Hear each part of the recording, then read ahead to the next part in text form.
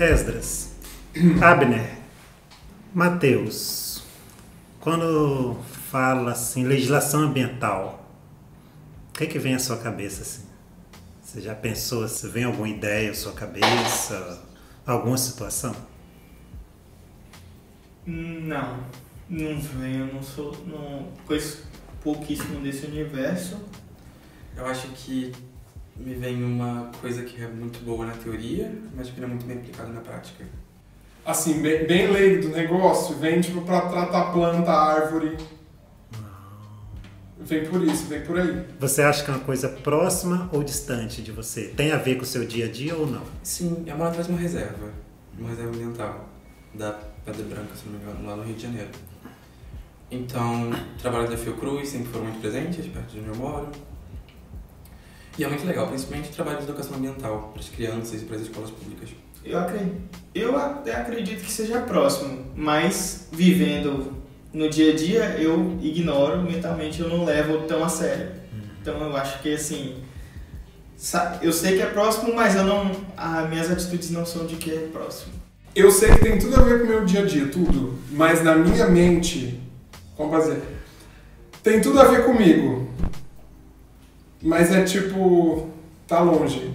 Mas tem tudo a ver comigo, mas não tá perto de mim. Não tá perto. É uma coisa que você acha que é importante para sua vida, mas você, de certa forma, não sabe a que ponto seria essa importância. Eu acho que eu até sei, mas eu não dou importância. Eu acho que é isso. As leis, na teoria, são muito boas. Tem um artigo 4, se não me engano, ou 5, não sei, que fala sobre o direito a todos, para uma natureza saudável e tudo mais. Mas na prática não é bem assim que funciona, né? A qualidade do ar que você respira é importante para você? Sim, com certeza. Você conhece assim, lugares que tem diferença de qualidade do ar, assim, que é um lugar pior e outro? Lugares com maior quantidade de floresta, a qualidade do ar é consideravelmente melhor, né? Você acha que teria alguma influência sobre o que você come, sobre o que você bebe, sobre o que você respira? Totalmente. Mas aí é tipo, é um discurso para amanhã. Hoje vamos falar, sei lá. Não tô falando de mim, eu tô falando do que... Não, é de mim também. Mas tipo, vamos falar disso depois. Pelo amor de Deus, vamos falar de outra coisa. Entendeu? Não que eu ache isso, mas é que eu fui ensinado a achar isso e tô nesse rolê. Aí vem pessoas tipo a Selva e fica lembrando a gente. Oi pessoal, você se sentiu representado com as respostas daqueles que estavam sentados aqui? Essa galera que sentou aqui para responder uma das perguntas que o nosso amigo Givanildo fez é o pessoal da produção aqui desse podcast. O meu nome é Nilza, mas eles também citaram meu nome como Selva, que é um dos meus apelidos aqui. O único. E a gente pensou em fazer uma conexão com você que está aí assistindo, de como você se sentiria representado ou interessado por isso, porque isso também tem a ver com você. Então, meu nome é Nilza Kaiser, estamos aqui com o podcast da Avalanche, como eu disse, para falar sobre as principais políticas federais relacionadas ao meio ambiente, que é uma das questões também que a gente trata na Escola de Ecologia Humana. Se você quiser saber mais sobre a Escola de Ecologia Humana, você pode entrar no nosso site, onde a gente vai falar sobre a fé e o meio ambiente. E hoje, para falar de um desses aspectos sobre ecoteologia, estamos aqui com o Givanildo Lima, que é biólogo, analista ambiental do IBAMA desde 2005, certo? Isso. E no nosso papo eu queria que você se apresentasse, falasse um pouquinho de quem é você e o que você faz. Bom, meu nome é Givanildo, eu trabalho no IBAMA justamente nessa parte de legislação ambiental e políticas ambientais, né? Que o principal papel do IBAMA é, de certa forma, implementar as políticas ambientais do governo brasileiro. Então esse é o nosso papel, o que é decidido de política ambiental, nós somos o órgão executor. Então a gente que executa as políticas ambientais do governo federal. Então a gente está relacionado a esse tema nesse sentido. Então eu trabalho com essa parte, mais especificamente na parte de fiscalização desde o ano de 2005 e estou por aí. Então minha grande especialidade é a região amazônica, principalmente no combate ao desmatamento na região amazônica, que tem tudo a ver com o nosso dia a dia. O que te motiva a fazer o que você faz? O que motiva é você está lutando por uma condição de vida melhor para as futuras gerações, principalmente. Você saber que seu trabalho vai dar uma qualidade de vida melhor para as futuras gerações. Então isso é o motivo que, se você não fizesse o seu trabalho agora, lá na frente, a situação das pessoas, a qualidade de vida estaria pior. Então isso é uma motivação, você saber que você está lutando para que as pessoas tenham uma qualidade de vida melhor. Tá certo. Eu queria saber um pouquinho sobre esse avanço das políticas públicas federais em relação a essa proteção ambiental e também trazer um gancho para as perguntas que você fez para os nossos produtores que ficaram sentados aqui. Assim, o Brasil tem uma das políticas, tem um conjunto de políticas ambientais que é considerado os mais avançados do mundo. Então hoje, assim, nós somos o país que a nossa legislação ambiental é modelo para o mundo todo. E isso, por um lado, é bom, isso garante uma qualidade de vida melhor para nós que estamos na cidade, para aquela pessoa que está lá na floresta, para o ribeirinho, para o indígena. Se eles conseguem ter a qualidade de vida melhor, é por causa da nossa legislação ambiental, que é uma das melhores do mundo. E é por isso, talvez, que a gente tenha toda essa natureza preservada no Brasil. Então, hoje, assim, a preservação que a gente tem hoje no Brasil, que é modelo para o mundo, que todo mundo fica discutindo, é por causa do avanço tão avançado quanto é a nossa legislação ambiental. Então isso é bom, isso garante a qualidade de vida para quem está lá na floresta, para quem depende da natureza e também para nós aqui na cidade. E também isso também é o que gera tanta discussão na sociedade como um todo, porque você tem aquelas pessoas que querem ter o lucro, e aí quem quer ter o lucro acha que a legislação ambiental que a gente tem hoje não é um avanço, é um atraso, e aí por isso que você tem tanto embate hoje por causa dessa legislação ambiental. Mas assim, o que a gente tem é o de mais evoluído que tem, né, no mundo como um todo, que é modelo e que chama tanta atenção dos outros países. Então é por causa disso. Olha que interessante você falar que nós temos as políticas relacionadas ao meio ambiente mais avançadas. Isso é muito, eu acho que traz muita esperança para a gente no sentido, né? E eu quero te perguntar também sobre a eficácia dessas leis. Porque uma coisa é a gente ter as leis, outra coisa é elas serem eficazes, né? A gente tem essa legislação muito avançada e, às vezes, a gente tem uma pressão muito grande de grupos, de pessoas que acham que não é esse avanço e, às vezes, impede a implementação ou posterga a implementação de várias ações. Então, você tem a questão que determina os padrões de poluição para ser emitido por veículos. Então você tem um grupo de grandes indústrias que acha que isso é um atraso, então acaba atrasando a implementação disso aí. E às vezes isso acontece porque as pessoas não têm noção da importância que é a discussão e a cobrança que tem isso. Então se você tivesse as pessoas que usam, os consumidores, fazendo essa cobrança de que não, eu quero que o carro meu tenha esse padrão ambiental aqui, então mudaria o discurso. Então, às vezes, o que atrapalha, às vezes, a implementação disso é justamente a falta de noção que as pessoas têm, quanto isso está ligado, quanto as políticas ambientais, a legislação está ligada à sua qualidade de vida. Então, por isso que, às vezes, quem viaja a vários lugares do mundo, você vai em alguns lugares que a qualidade de vida é melhor, porque uma legislação ambiental é mais restritiva e outra qualidade de vida é pior. Então, você compara alguns lugares que você vai do mundo que a cidade é irrespirável, enquanto que outros não. E aí tudo isso aí está ligado ao dia a dia e à participação do pessoal como um todo.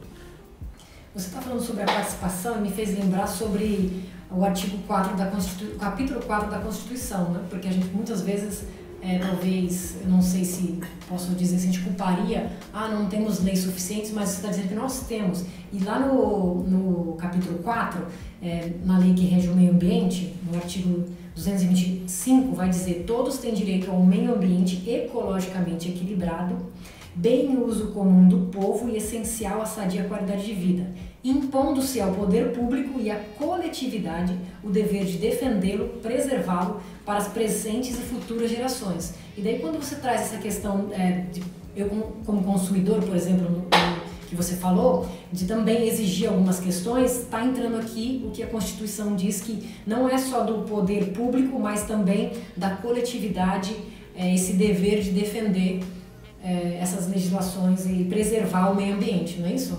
Isso, e aí entra naquela questão, as pessoas, isso aí que está lá na Constituição, assim, é uma coisa muito bonita, mas ao mesmo tempo fica uma coisa muito distante, porque as pessoas não discutem e as pessoas não cobram. E aí entra a questão da coletividade, ou seja, a gente não discute, um coletivo não discute isso. É uma coisa que fica lá muito distante e acaba, políticas ambientais, acaba ficando só nas políticas, né? Não entra na questão ambiental.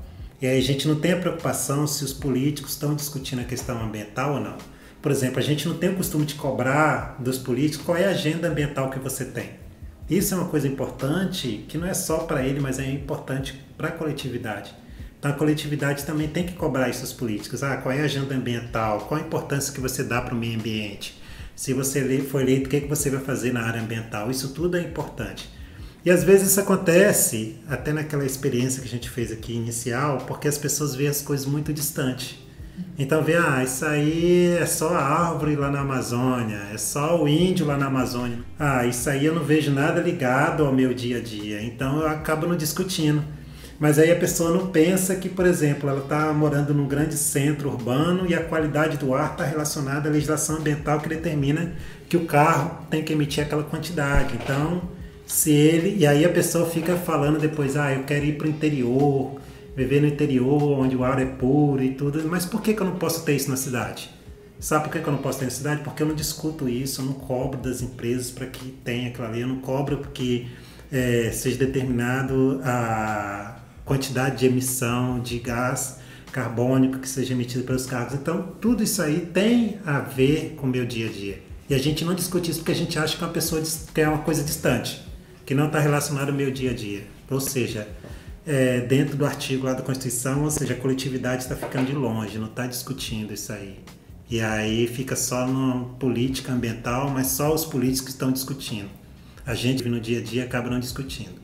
Você acha que seria o papel dos órgãos federais, por exemplo, oferecer à sociedade civil o que diz respeito à educação ambiental para que eles aproximem mais essa temática dessa coletividade?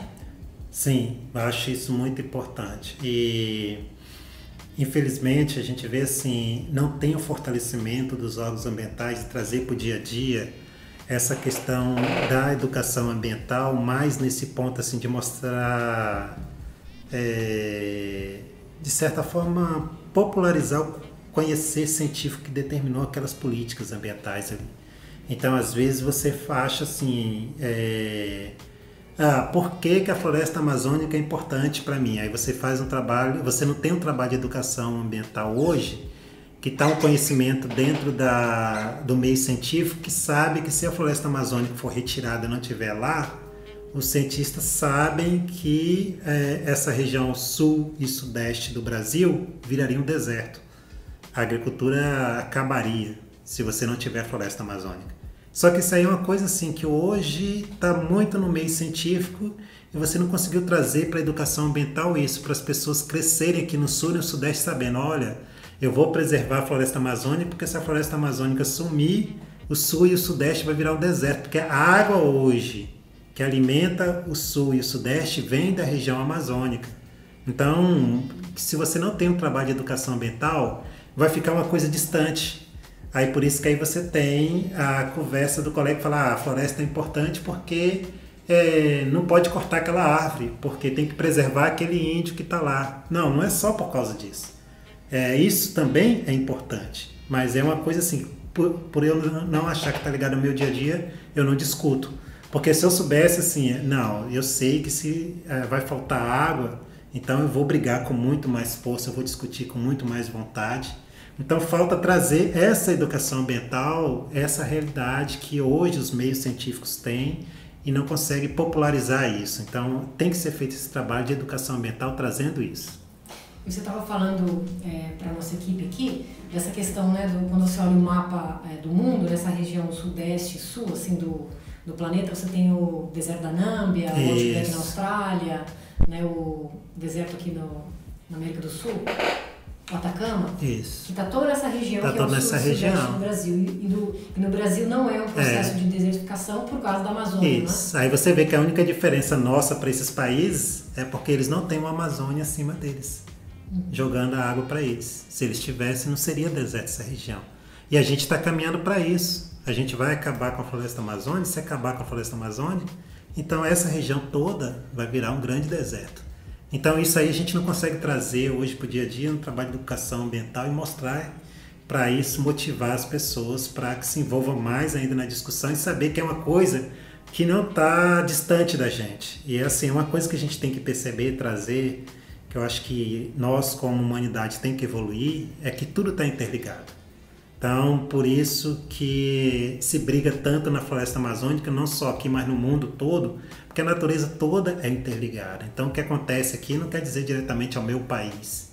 Por isso que a Europa se preocupa com a floresta amazônica, porque eles sabem que a floresta amazônica é um grande regulador do clima no planeta como um todo. Se a floresta sair, eles também vão ser prejudicados. Então, a gente tem que trazer isso para a realidade nossa, saber que essa discussão toda tem que envolver todo mundo, porque está tudo interligado. Nossa. Eu só queria deixar para você que a gente está falando desse processo de desertificação. Você pode procurar mais sobre rios voadores na internet e você vai ter todas explicações desse processo que a gente tem da Amazônia que vem irrigando o centro-oeste e sudeste do Brasil, tá bom? Isso é interessante porque a gente percebe que as nossas ações aqui, ou a nossa falta de preocupação para o que está acontecendo lá na Amazônia, influencia o mundo como um todo, né? Isso. E a importância da gente trazer e trazer para essa educação que possa chegar a todos os níveis, né? Não só ao nível científico, como você estava dizendo antes, não é isso? Porque está tudo interligado. Assim, você está aqui no sul e sudeste, o pessoal tem uma preocupação ambiental muito grande. Só que eu vejo assim, é uma preocupação ambiental ainda assim muito superficial e muito local, assim, sem saber que às vezes a pessoa entra nessa discussão, mas não sabe de fato qual a importância daquele papel dele ali. Então, por exemplo, você pega, se você fala tartaruga marinha, todo mundo aqui, a tartaruga marinha tem que ser preservada e tudo, mas a pessoa que se preocupa com a tartaruga marinha não tem mesmo a preocupação de cuidar do plástico dele, por exemplo. E aí ele não sabe que toda vez, por exemplo, que aparece uma tartaruga marinha morta, ela morreu porque ela comeu plástico. Aí a pessoa vê, agora nós estamos na época aqui de Vitória, aqui no Espírito Santo, de visitação das baleias de Jubartes. Todo mundo, nossa, como as baleias são lindas e tudo, mas as pessoas não sabem que quando uma baleia morre, que a gente vê às vezes, a baleia veio, encalhou na praia e morreu. As pessoas ficam, mas por que ela foi? Como se ela quisesse se suicidar. Pesquisas que tem feito, quando se abre o intestino da baleia e tudo, vê que ela está cheia de plástico, porque ela comeu tanto plástico que é como se diz assim, você está com fome, mas você morre de fome porque você não sente vontade de se alimentar e acaba morrendo por causa disso. Por quê? Por causa do plástico. E aí, de onde é que veio esse plástico? Então esse plástico veio de a pessoa que às vezes a pessoa é super preocupada com as baleias, super preocupada com as tartarugas marinhas, mas não tem preocupação de cuidar do lixo dela, do plástico. Então tudo está interligado no planeta. E aí se você se preocupa com, eu não me preocupo com as aves e tudo, mas eu me preocupo com os animais, com a baleia, com a tartaruga e tudo, o seu modo de vida tem tudo a ver. Então isso aí está dentro. E aí você tem que cobrar, por isso que entra na questão das políticas ambientais. Então quando você tem, algumas pessoas chegam e falam, o governo implantou uma política ambiental aqui agora que o supermercado não pode mais dar plástico. Aí todo mundo se revolta. Nossa, isso é um absurdo, não pode? Aí, olha, as baleias estão morrendo porque comem plástico. Não, a gente tem que fazer alguma coisa. E aí? Então tem que ter essa discussão, tudo está interligado. E aí, por isso que entra. Aí, então, o que você pensa? Não, então eu vou cobrar uma política ambiental que não possa ter mais plástico ou que o plástico seja biodegradável. Então a gente tem que discutir isso aí. E aí quando entra uma coisa que o Matheus falou muito importante. Eu vejo a política ambiental, mas eu vejo assim que não tem implantação, não é efetivo.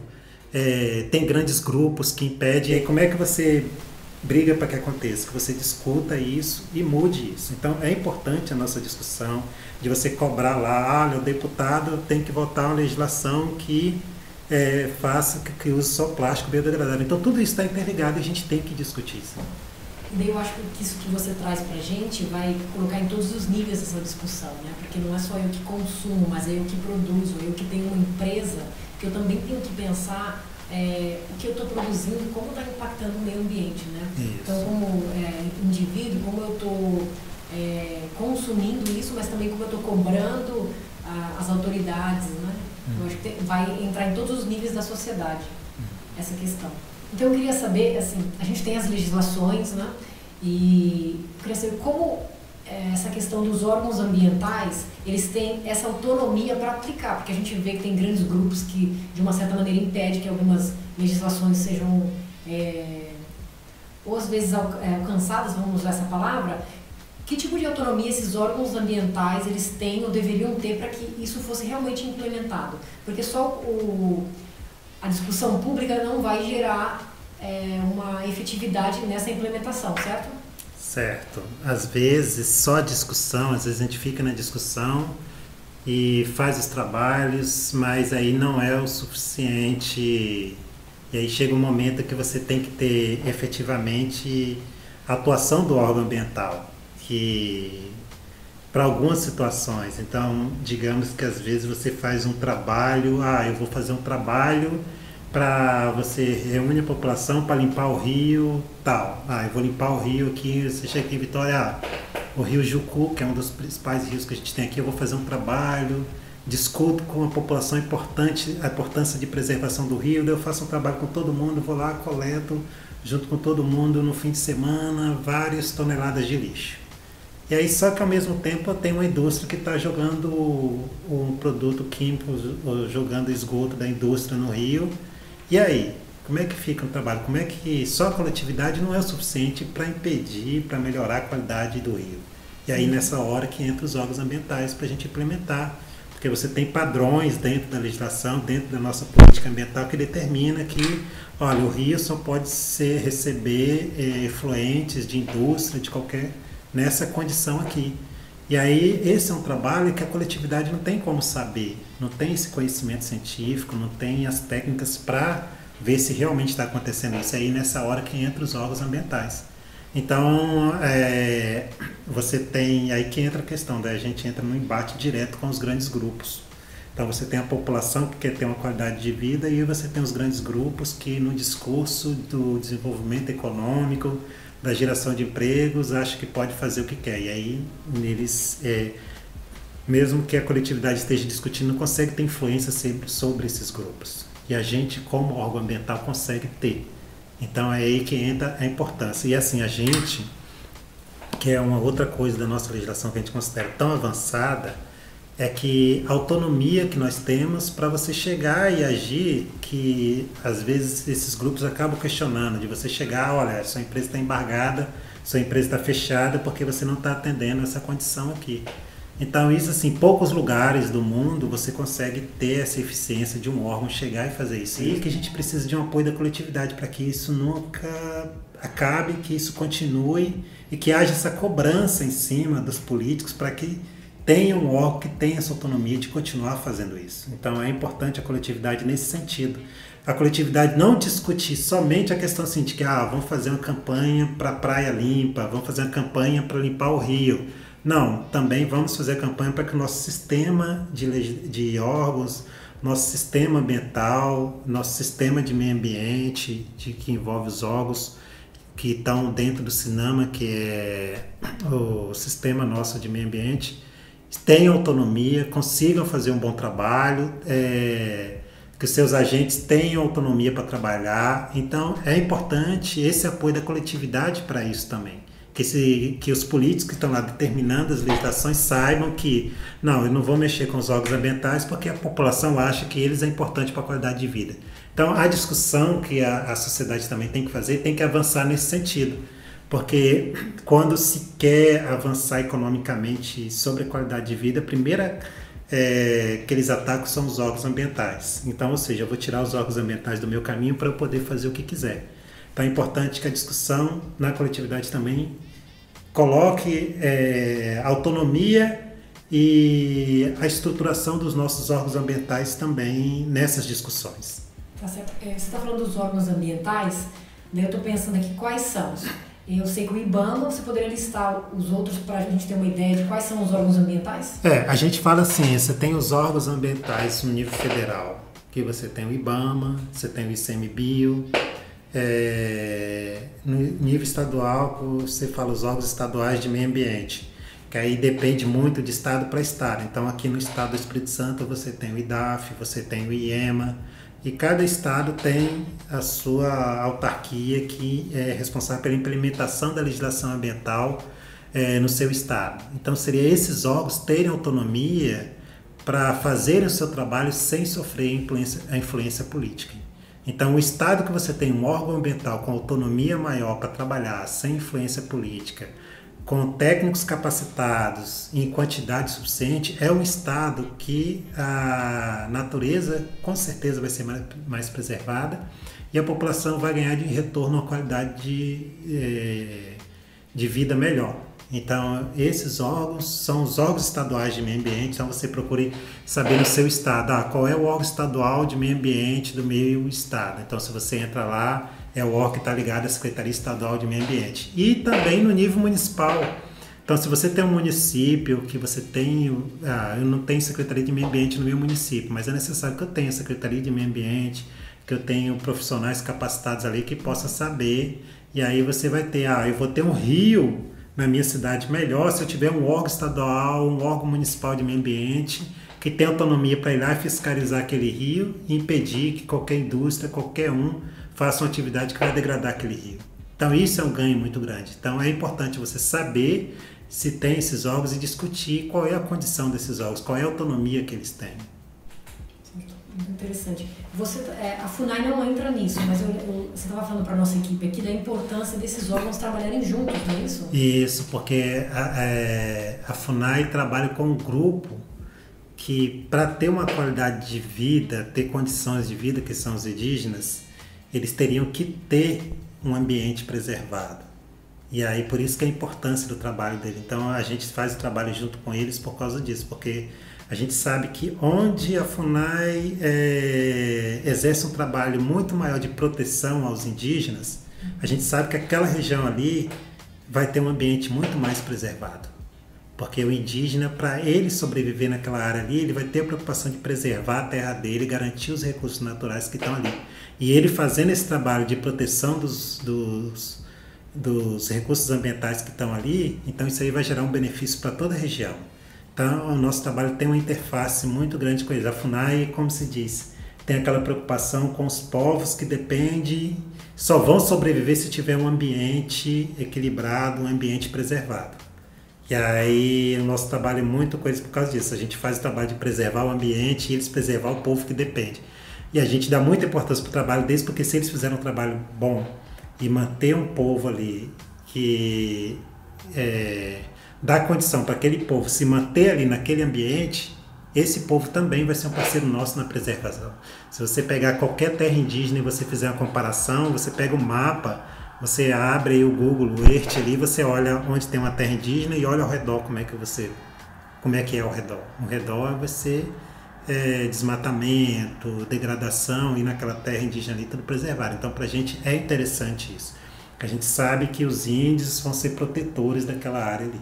Então, Givanildo, pensando na prática aqui, de quais maneiras a legislação vai afetar o que eu chamaria dos meus privilégios? O não existência dessas legislações vai afetar privilégios que eu teria, por exemplo, como cidadão?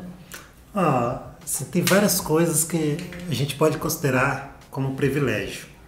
Então, por exemplo, que às vezes não dá tanto impacto. Eu quero ter o privilégio de ter um ar melhor, um ar puro para respirar.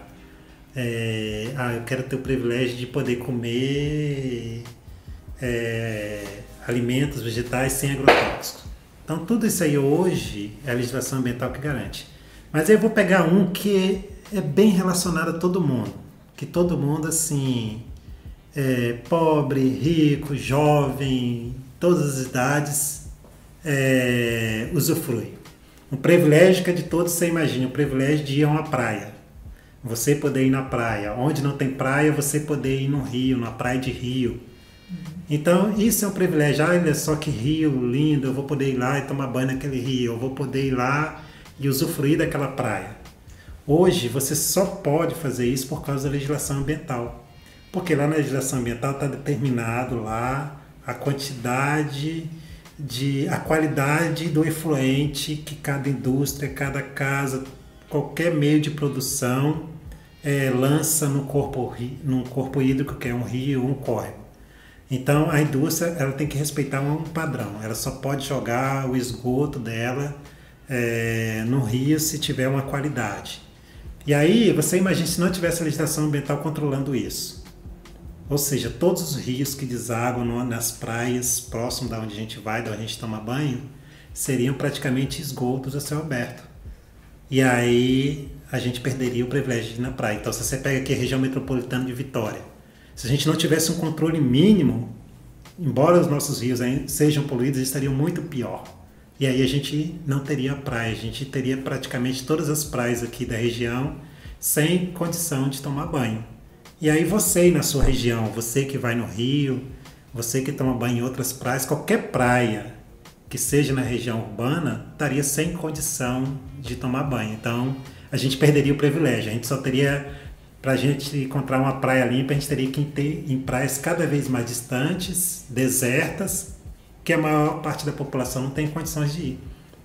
Então isso aí está ligado à legislação ambiental. Então hoje a importância disso, de você ter isso aí ser respeitado, isso aí ser cobrado.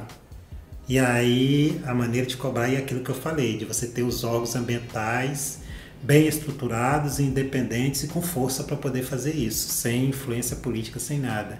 Então isso é importante. Então isso aí é uma coisa que está relacionada ao nosso dia. Então você às vezes está lá na praia curtindo e você não pensa que graças à legislação ambiental você tem um mar que você possa entrar e tomar banho sem correr o risco de pegar uma doença ou tá fedendo a ponto de você não estar naquele ambiente gostoso ali com seus amigos e sua família. Obrigada por esclarecer que as políticas ambientais têm tudo a ver com o meu dia a dia, né? Eu acho que isso ficou bem claro para a gente aqui. E daí eu queria saber, quando a gente olha para a história, principalmente pensando na tragédia mais recente de Dom e Bruno, nós vemos que na história do Brasil existem muitos mártires nessa questão da luta ambiental. Mas apesar desses perigos, o que te faz continuar essa luta? De certa forma, a existência deles, porque você vê que são pessoas que a gente admira e, de certa forma, tornam pra gente assim um ideal de vida, um ideal de luta. Então, são motivações. Você vê que alguém que, mesmo sabendo dos perigos, decidiu continuar e, de certa forma, acaba dando a sua vida para que outras pessoas tenham uma condição de vida melhor.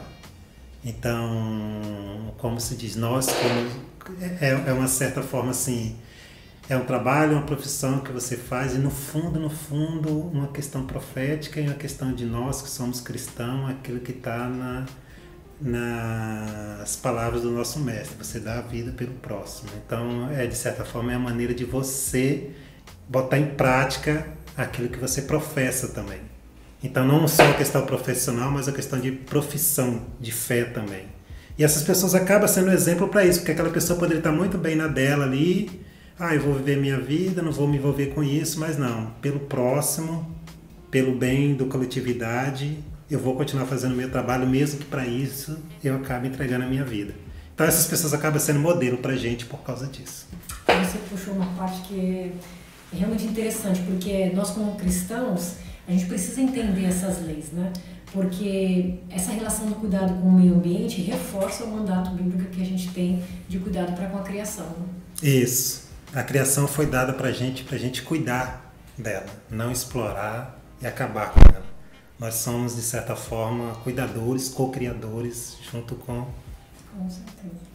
Diante disso, qual mensagem de incentivo você deixaria para essa nova geração em relação à proteção ambiental? Seja para aqueles que querem seguir carreira na área ambiental ou para os cidadãos comuns?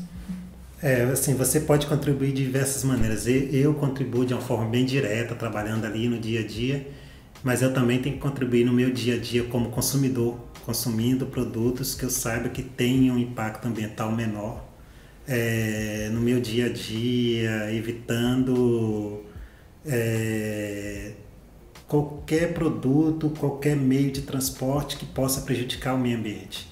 Então a nossa contribuição com o meio ambiente não está só, eu tenho que trabalhar diretamente com aquilo ali, mas eu tenho que ter a responsabilidade de procurar saber. Então nos rótulos, procurar saber se aquela empresa é uma empresa responsável ambientalmente, se aquele político que eu vou votar, que eu vou eleger, tem uma preocupação ambiental, se eu tenho cuidado com o meu lixo, com os produtos que eu adquiro, se eu procuro ter essa preocupação com reciclagem. Então, assim, tem diversas formas de você contribuir. E você contribuindo, isso mostra assim, uma evolução de nós como seres humanos. Porque você contribuir é você mostrar que você tem uma preocupação com o coletivo, com a coletividade. Você tem uma preocupação que vai além da preocupação com seus familiares, com seus amigos, mas como o planeta como um todo. Então você tem diversas formas de contribuir. Quem tem a oportunidade de contribuir, como eu, você tem diversos órgãos ambientais que tem concurso, que pode trabalhar, você como parceiro, você tem diversas ONGs também que necessitam de apoiadores, que necessitam de pessoas para incentivar, para fazer trabalhos também. Então, assim, tem um leque de ações que a gente pode contribuir, mas, assim, todas as nossas áreas. Então, se eu não estou diretamente trabalhando na área ambiental, eu posso contribuir através de uma ONG, através do consumo responsável. E se eu quero contribuir, eu quero ser como o Givanildo, como os colegas que trabalham lá na área ambiental, aí é questão de você estudar através de concursos e tudo mais, ou seja, você pode contribuir de todas as formas. Não existe essa de falar, não tem como contribuir. Tem sim. Isso é legal porque, é o que você disse, atinge todas as áreas da nossa vida. E mais uma vez tem a ver com esse mandato que é a gente desenvolver a criação a partir daquilo que eu faço. Isso, você está envolvido diretamente no desenvolvimento de tudo. E eu tenho uma curiosidade para te perguntar. É para você nos contar uma história curiosa que aconteceu durante uma das suas patrulhas, por exemplo. Bom, assim, eu trabalho muito com indígenas, né?